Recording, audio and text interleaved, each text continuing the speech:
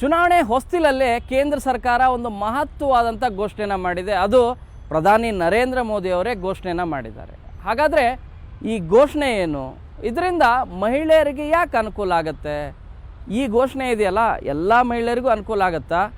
ಯಾರ್ಯಾರು ಅಡುಗೆ ಅನಿಲ ಯೂಸ್ ಮಾಡ್ತಾ ಇದ್ದಾರೆ, ಅಂದರೆ ಗ್ಯಾಸ್ ಯೂಸ್ ಮಾಡ್ತಾ ಇದ್ದಾರೆ, ಅವ್ರಿಗೆಲ್ರಿಗೂ ಕೂಡ ಇದು ಅನುಕೂಲ ಆಗುತ್ತಾ? ಸಬ್ಸಿಡಿ ಘೋಷಣೆ ಮಾಡಿದ್ದಾರೆ ಅಂತ ಹೇಳ್ತಾ ಇದ್ದಾರೆ. ಈ ಸಬ್ಸಿಡಿ ಎಲ್ರಿಗೂ ಕೂಡ ಲಾಗೂ ಆಗುತ್ತಾ? ಮತ್ತು ಇಲ್ಲಿವರೆಗೂ ತೆಗೆದುಕೊಳ್ತಿದ್ದಂಥ ಸಬ್ಸಿಡಿ ಎಷ್ಟು? ಇವುಗಳ ಮಾಹಿತಿ ಎಲ್ಲವನ್ನು ಕೂಡ ಕೊಡ್ತೀನಿ. ಇದ್ರ ಜೊತೆಗೆ ಉಜ್ವಲ್ ಯೋಜನೆ ಬಗ್ಗೆನೂ ಕೂಡ ಹಿಂದೆ ವಿಡಿಯೋದಲ್ಲಿ ಮಾಹಿತಿಯನ್ನು ಕೊಟ್ಟಿದ್ದೆ.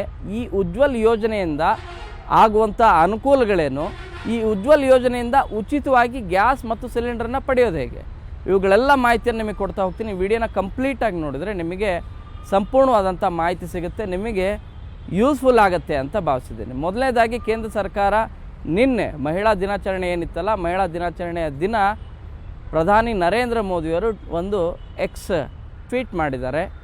ಸೊ ಅದರಲ್ಲಿ ಹೇಳಿರೋದು ಬಹಳ ಸ್ಪಷ್ಟವಾಗಿ, ಮಹಿಳೆಯರ ದಿನಾಚರಣೆ ಹಿನ್ನೆಲೆಯಲ್ಲಿ ಮಹಿಳೆಯರಿಗೆ ಅನುಕೂಲ ಆಗಲಿ ಅನ್ನೋ ಕಾರಣಕ್ಕಾಗಿ ಅಡುಗೆ ಅನಿಲ ಗ್ಯಾಸ್ ಸಿಲಿಂಡರ್ ಏನಿದೆ ಅದಕ್ಕೆ ಸಬ್ಸಿಡಿ ರೀತಿಯಾಗಿ 100 ರೂಪಾಯಿಯನ್ನು ಘೋಷಣೆಯನ್ನು ಮಾಡಿದ್ದಾರೆ. ಸೊ ಇದು ಯಾರ್ಯಾರು ಮನೆಯಲ್ಲಿ ಅಡುಗೆ ಅನಿಲ ಯೂಸ್ ಮಾಡ್ತಾ ಇದ್ದಾರೆ ಅವ್ರಿಗೆಲ್ರಿಗೂ ಕೂಡ ಲಾಗೂ ಆಗುತ್ತೆ. ಯಾರು ಕಮರ್ಷಿಯಲ್ ಆಗಿ ಬಳಕೆ ಮಾಡ್ತಾರೆ, ಅಂದರೆ ಹೋಟೆಲ್ಗಳಲ್ಲಿ, ಹೊರಗಡೆ ದರ್ಶನಗಳಲ್ಲಿ ಬಳಕೆ ಮಾಡ್ತಾ ಇದ್ದಾರೆ ಕಮರ್ಷಿಯಲ್ ಗ್ಯಾಸ್ಗಳನ್ನು, ಅವರಿಗೆ ಇದು ಲಾಗೂ ಆಗೋದಿಲ್ಲ. ಯಾರು ಮನೆ ಒಳಗಡೆ ಯೂಸ್ ಮಾಡ್ತಾರೆ ಅವರಿಗೆ ಲಾಗೂ ಆಗುತ್ತೆ. ಅದು ವರ್ಷಕ್ಕೆ 12 ಸಿಲಿಂಡರ್ಗಳನ್ನು ಬಳಕೆ ಮಾಡೋರಿಗೆ. 12ಕ್ಕಿಂತ ಹೆಚ್ಚು ಬಳಕೆ ಮಾಡ್ತೀವಿ, ನಮ್ಮ ಮನೆ ದೊಡ್ಡ ಫ್ಯಾಮಿಲಿ ಇರೋದು ಒಂದೇ ಸಿಲಿಂಡ್ರು ಅಂದರೆ ನಿಮಗೆ ಅದು ಯೂಸ್ ಆಗಲ್ಲ. ಒಂದು ಸಾರಿ ನೀವು ಸಿಲಿಂಡರ್ ತೆಗೆದುಕೊಂಡ್ರೆ 100 ರೂಪಾಯಿ ಸಬ್ಸಿಡಿ ಆಗುತ್ತೆ. ಉದಾಹರಣೆಗೆ ನಿಮಗೆ 950 ರೂಪಾಯಿಂದ 1000ವರೆಗೂ ಕೂಡ ಇದೆ. ದಿನೇ ದಿನೇ ಪ್ರತಿ ತಿಂಗಳು ಕೂಡ ಗ್ಯಾಸ್ ದರ ಏರ್ತಾನೇ ಬರ್ತಾ ಇದೆ. ಪ್ರತಿಯೊಂದು ಬೇರೆ ಬೇರೆ ಎಲ್ಲ ನಿಮಗೆ ದಿನಸಿಗಳ ಐಟಮ್ ಕೂಡ ರೇಟ್ ಏರಿಕೆ ಆಗ್ತಾ ಇದೆ.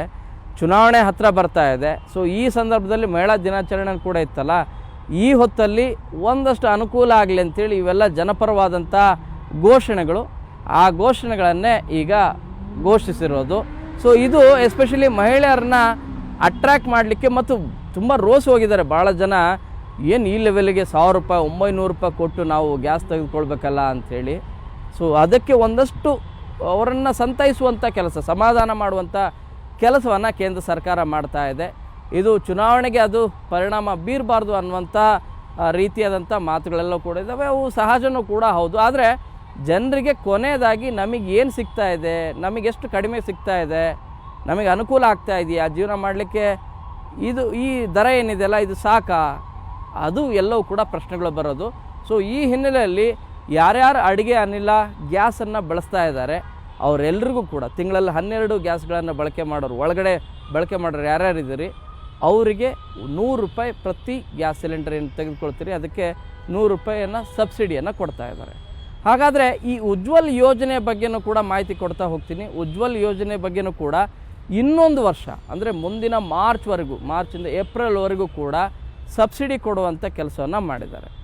ಏನದು ಸಬ್ಸಿಡಿ ಕೊಡ್ತಾ ಇದ್ದಾರೆ ಅಂದರೆ, ಈ ಹಿಂದೆನೂ ಇತ್ತು ಇದಕ್ಕೆ. ಯಾಕಂದರೆ ಉಜ್ವಲ ಯೋಜನೆ BPL ಕಾರ್ಡ್ ಹೊಂದಿರಬೇಕು, ಬಡವರು ಇರಬೇಕು, ಅವರು ಇದುವರೆಗೂ ಕೂಡ ಯಾವುದೇ ರೀತಿಯಾದಂಥ ಗ್ಯಾಸಲ್ಲಿ ಅವ್ರ ಹೆಸರು ಇರಬಾರ್ದು.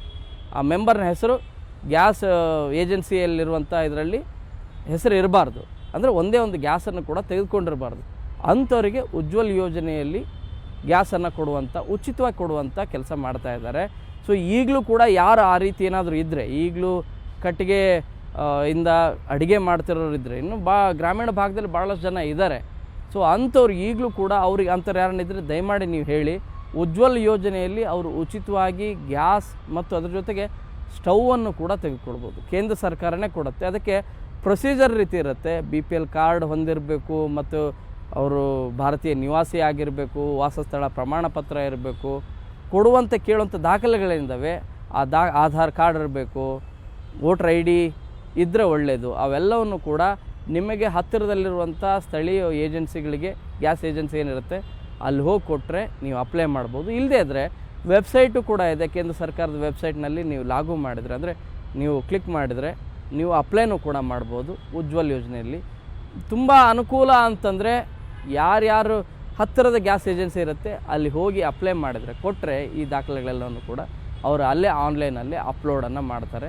ನಿಮಗೆ ಅಲ್ಲಿಂದ ಕನ್ಫರ್ಮೇಷನ್ ರೀತಿ, ಯಾಕಂದರೆ ಸ್ಥಳೀಯವಾಗಿ ಗ್ಯಾಸ್ ಏಜೆನ್ಸಿ ಆಗಿರೋದ್ರಿಂದ ಅವರು ಕನ್ಫರ್ಮೇಷನ್ ರೀತಿಯನ್ನು ಕೂಡ ಕೊಡ್ತಾರೆ. ಹೌದು ಇವರು ಸ್ಥಳೀಯ ನಿವಾಸಿ ಇದ್ದಾರೆ, ಇವ್ರಿಗೆ ಕೊಡ್ಬೋದು ಅನ್ನೋ ರೀತಿಯಾಗಿ ಅಪ್ಲೈ ಮಾಡಿರೋ ರೀತಿಯಾದಂಥ ಇನ್ಫಾರ್ಮೇಷನ್ ಇರುತ್ತೆ.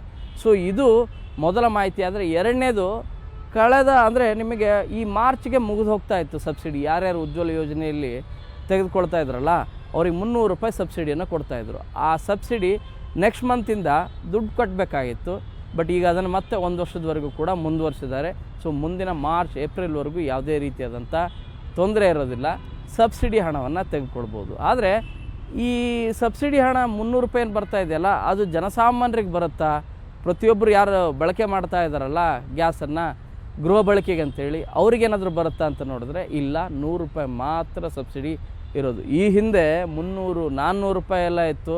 ಅವಾಗ ಗಿವ್ ಅಪ್ ರೀತಿಯಾಗಿ ಭಾಳಷ್ಟು ಜನ ನಮಗೆ ಸಬ್ಸಿಡಿ ಬೇಡಪ್ಪ, ನಾವು ಸ್ಥಿತಿವಂತರಿದ್ದೀವಿ, ಅಥವಾ ಇಲ್ಲ ನಾವು ಪೂರ್ತಿ ಕಟ್ತೀವಿ, ನಾವು ಗ್ಯಾಸದ ದರ ಏನಿದೆ ಅದನ್ನು ಕಟ್ತೀವಿ ಅಂತಲೂ ಕೂಡ ಗಿವ್ ಅಪ್ ಮಾಡಿದರು.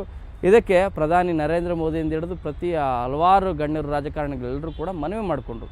ಯಾರು ನಿಜವಾಗ್ಲೂ ಸ್ಥಿತಿವಂತರಿದ್ದೀರಿ ಅಥವಾ ನಾನು ಕಟ್ತೀನಿ ಅನ್ನುವಂಥ ಧೈರ್ಯ ಇದೆ, ಸೊ ಅಂಥವ್ರು ಗಿವ್ ಅಪ್ಪನ್ನು ಕೂಡ ಮಾಡ್ಬೋದು ಅಂಥೇಳಿ. ಸೊ ಆ ರೀತಿ ಭಾಳಷ್ಟು ಜನನೂ ಕೂಡ ಬಂದರು. ಆದರೆ ಭಾಳಷ್ಟು ಜನರಿಗೆ ಈ ಸಬ್ಸಿಡಿ ಬಹಳ ಅನುಕೂಲ ಆಗ್ತಾಯಿತ್ತು. ಬಡವರಿಗೆ, ಕೂಲಿ ಕಾರ್ಮಿಕರಿಗೆ, ಶ್ರಮಿಕರಿಗೆ, ಎಸ್ಪೆಷಲಿ ಮಧ್ಯಮ ವರ್ಗದವರಿಗೆ. ಅವ್ರು ನಿಮ್ಗೆ ನೋಡಲಿಕ್ಕೆ ಭಾಳ ಚೆನ್ನಾಗಿರ್ತಾರೆ ಅಂತ ಅನಿಸುತ್ತೆ, ಬಟ್ ನಿಜವಾಗ್ಲೂ ಭಾಳ ಕಷ್ಟ ಇದ್ದಾವೆ. ಯಾಕಂದರೆ ಪ್ರತಿಯೊಂದು ಪೆಟ್ರೋಲ್, ಡೀಸೆಲಿಂದ ಹಿಡಿದು ದವಸ ಧಾನ್ಯ, ತರಕಾರಿ ಎಲ್ಲ ದರ ಏರ್ತಾ ಇದೆ, ಗಗನಕ್ಕೆ ಏರ್ತಾ ಇದೆ. ಇಂಥ ಹೊತ್ತಲ್ಲಿ ಗ್ಯಾಸ್ ದರನೂ ಕೂಡ ಏರಿದ್ರೆ ಹೇಗೆ? ಸಬ್ಸಿಡಿ ಕೊಡುವಂಥ ಹಣದಿಂದನೂ ಕೂಡ ಒಂದಷ್ಟು ನಮಗೆ ನಿಟ್ಟುಸಿರು ಬಿಡ್ತಿದ್ದೀವಿ ಅಂತಲೂ ಕೂಡ ಅಂದ್ಕೊಳ್ತಾಯಿದ್ರು. ಬಟ್ ಈಗ ಆ ಸಬ್ಸಿಡಿ ಮೊತ್ತ ಏನಿದೆ 3-4 ರೂಪಾಯಿವರೆಗೆ ಮಾತ್ರ ಬಂದಿತ್ತು. ಆ ಲೆವೆಲ್ಗೆ ತುಂಬಾ ಅಂದರೆ ತುಂಬ ಕಡಿಮೆ ಆಗಿತ್ತು.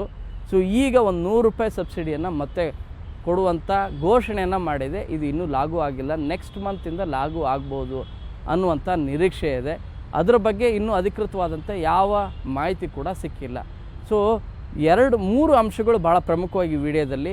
ಒಂದು, 100 ರೂಪಾಯಿ ಸಬ್ಸಿಡಿಯನ್ನು ಪ್ರತಿಯೊಬ್ಬರು ಯಾರು ಗೃಹ ಬಳಕೆ ಗ್ಯಾಸ್ ಬಳಕೆ ಮಾಡ್ತಾ ಇದ್ದಾರೆ ಅವ್ರಿಗೆ 100 ರೂಪಾಯಿ ಸಬ್ಸಿಡಿಯನ್ನು ಕೊಡ್ತೀವಿ ಅಂಥೇಳಿ ಘೋಷಣೆಯನ್ನು ಪ್ರಧಾನಿ ನರೇಂದ್ರ ಮೋದಿ ಅವರು ಮಾಡಿದ್ದಾರೆ. ಅದು ಮಹಿಳಾ ದಿನಾಚರಣೆ ದಿನ ಮಾಡಿದ್ದಾರೆ. ಇದು ಮಹಿಳಾ ಸಬಲೀಕರಣಕ್ಕೆ ಮತ್ತು ಮಹಿಳೆಯರು ಸ್ವಲ್ಪ ಸಮಾಧಾನ ಆಗಿರ್ಬೇಕು. ಯಾಕಂದರೆ ಗ್ಯಾಸ್ ದರ ಈ ಲೆವೆಲ್ಗೆ ಏರ್ತಾ ಹೋದರೆ ಭಾಳ ಕಷ್ಟ ಆಗುತ್ತೆ ಅಂಥೇಳಿ ಕೊನೆಗೂ ಕೇಂದ್ರ ಸರ್ಕಾರಕ್ಕೆ ಇದು ಗೊತ್ತಾಗಿದೆ. ಆ ಹಿನ್ನೆಲೆಯಲ್ಲಿ ಒಂದಷ್ಟು ದರ ಇಳಿಸುವಂಥ ಕಾರ್ಯವನ್ನು ಪ್ರಯತ್ನವನ್ನು ಮಾಡಿದೆ.